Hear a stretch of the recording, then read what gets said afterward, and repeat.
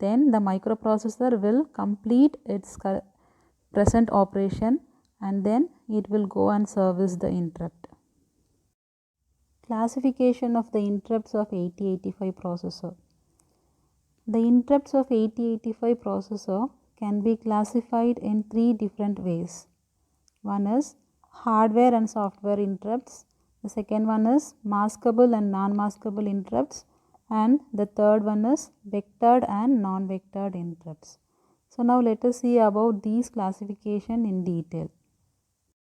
The first classification is hardware and software interrupts. The device which interrupt through the hardware pins of 8085 processor, they are called as hardware interrupts. There are 5 hardware interrupts in 8085 processor. As we know, TRAP, RST 7.5, RST 5.5, RST 6.5 and INTR, out of which TRAP has the highest priority and INTR has the lowest priority. The software interrupts are nothing but they are software instructions. They are the commands given to the processor through a program. There are 8 software interrupts starting from RST 0, 1, 2, 3 up to 7. So there are 8 software interrupts in 8085 processor. This diagram shows the hardware interrupt structure of 8085. In this diagram we can see the 5 hardware interrupts of 8085 microprocessor, and in the top we can see RST 7.5, which is an edge triggered interrupt. The second one is RST 6.5, which is a level triggered interrupt. The next one is RST 5.5, which is also a level triggered interrupt. Then followed by TRAP. TRAP is an edge triggered interrupt. Finally INTR, it is a level triggered interrupt. So finally we can see the vector addresses generated by each interrupt. So we'll see about this vector address in the next section. The other way in which 8085 interrupts can be classified is maskable and non-maskable interrupt. Maskable interrupts are nothing but the interrupts that can be disabled by the microprocessor. So these interrupts may be either edge or level triggered. The hardware interrupts RST 7.5, 6.5 and RST 5.5 INTR are maskable interrupts. Non-maskable interrupt is nothing but the interrupts that cannot be disabled by the microprocessor. They can also be edge or level triggered. The only non-maskable hardware interrupt is TRAP, and all the software interrupts are non-maskable interrupts. The next classification is vectored and non-vectored interrupts. The vectored interrupts are those when accepted by the processor automatically jumps to a specific vector address. If it jumps to a specific vector address, then it is called as vectored interrupt. The hardware interrupts except INTR are vectored interrupts. They have specific vector address that is shown here. The vector address of TRAP is 24, RST 5.5 is 2C and RST 6.5 is 34 and RST 7.5 is 3C. Since they have specific vector address, they come under vectored interrupts. All the software interrupts of 8085 microprocessor are vectored interrupts. They have specific vector address, and that is also shown here. RST 0, RST 1 up to RST 7, and the vector address jumps as 0008, 1018, 2028 and 3038 respectively. The non-vectored interrupts are those which do not have a specific vector address. The vector address will not be defined. So the interrupting devices has to specify the address of the subroutine. So the only non-vectored interrupt of 8085 microprocessor is INTR. This INTR hardware interrupt do not have any specific address. So whenever any IO device which is interrupting through this INTR pin, it has to specify the address of the subroutine. So that's all about the interrupts of the 8085 processor.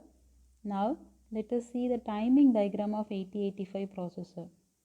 Timing diagram is nothing but the graphical representation of the operations that is taking place inside the processor. So this execution is represented in the form of T states. Some of the terms to be remembered to draw the timing diagram of 8085 are instruction cycle, machine cycle and T states. Instruction cycle is the total time required to execute a complete instruction. So that is instruction cycle. Machine cycle is nothing but the time required to access the memory or the output devices, input-output devices. Then T state. A T state is nothing but one clock period. One clock period is nothing but which has a rising edge, a level edge and a falling edge. The machine cycles and instruction cycles of 8085 processor requires one or more T states. Now let us see the machine cycles of 8085 processor in detail and how to draw the timing diagram of those machine cycles. There are 7 machine cycles in 8085 microprocessors, namely opcode fetch machine cycle, memory read machine cycle, memory write machine cycle, IO read machine cycle, IO write machine cycle, interrupt acknowledge machine cycle and bus idle machine cycle. This opcode fetch machine cycle requires 4 T states. The memory read, memory write, IO read and IO write machine cycles require 3 T states. Interrupt acknowledge machine cycle requires either 12 T states or 18 T states depending upon the instruction through which the interrupt is accepted, and the bus idle machine cycle requires 2 T states. Let us see the timing diagram of these machine cycles in the following sections. This is the timing diagram of opcode fetch machine cycle with 4 T states. The diagram shows 4 clock pulses which is considered as T1, T2, T3 and T4. When ALE is high, AD0 to AD7 pins act as lower order address pins, and this A8 to A15 always carries higher order address pins. When ALE becomes low, automatically this AD0 to AD7 changes to D0 to D7 and it holds the opcode from the memory. During this time, the status pins will be IO by M bar equal to 0 and S0 S1 will be equal to 1.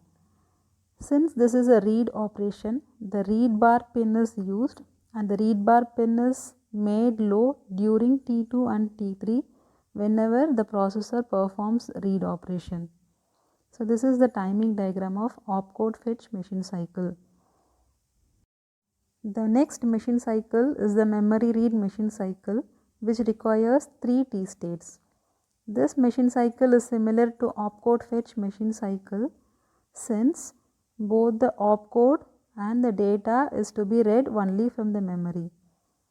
So here again during T1 ALE is made high to make this AD0 to AD7 to pin to operate as A0 to A7, and A8 to A15 always carries the higher order address, and when ALE signal goes low, AD0 to AD7 pin will act as D0 to D7 pin and it will fetch the data from memory. So during this time IO by M bar S1 S0 will be equal to 0 1 0. Here also read bar pin is used because it is read operation. This read bar pin is made low during T2 and T3 whenever the data is read from the memory. The next one is memory write machine cycle. So here we need write operation. As usual, the ALE pin goes high to make AD0 to AD7 pins to operate as address pins, and it becomes low during T2 and T3 to operate this AD0 to AD7 pins as data pins. So for write operation, S0 S1 is equal to 0 1, and since this is communication with memory, IO by M bar is equal to 0. So instead of read bar pin, here we use write bar pin because we are doing write operation. So this write bar pin will be made low during T2 and T3, that is whenever the data is fetched from CPU. Now coming to the IO read machine cycle of 8085 processor. Since then we have been seeing about the memory related operation. Now this is IO related operation. So IO by M bar is equal to 1 here. The operations performed by ALE, A8 to A15, AD0 to AD7 are as usual like memory operation. And here it is read machine cycle, so we are using read bar pin which is made low during T2 and T3, and for read operation, as we know, S0 S1 will be equal to 1 0. The next machine cycle of 8085 processor is IO write machine cycle, which also requires 3 T states. Since this is IO related operation, IO by M bar is equal to 1, and since it is write operation, S0 S1 is equal to 0 1. So when you see the diagram, again this ALE is made high to make AD0 to A7 pin to act as address pins, and it is made low during T2 and T3 so that AD0 to AD7 pins acts as data pins. A8 to A15, they always carry the higher order address.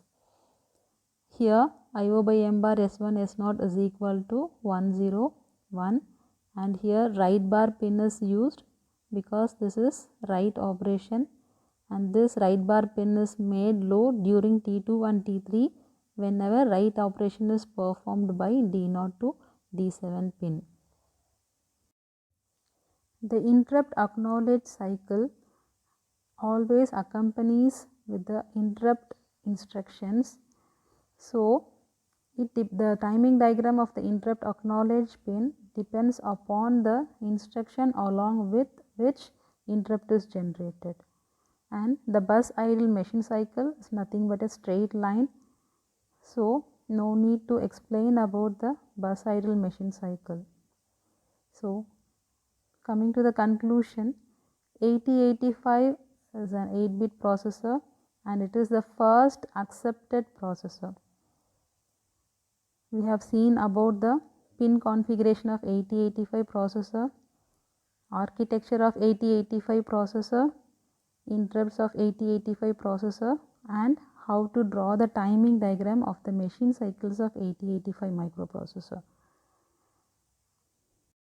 I think this video would have helped you in understanding the basic concepts of microprocessor, especially 8085 microprocessor, and thanks for watching this video. Thank you once again.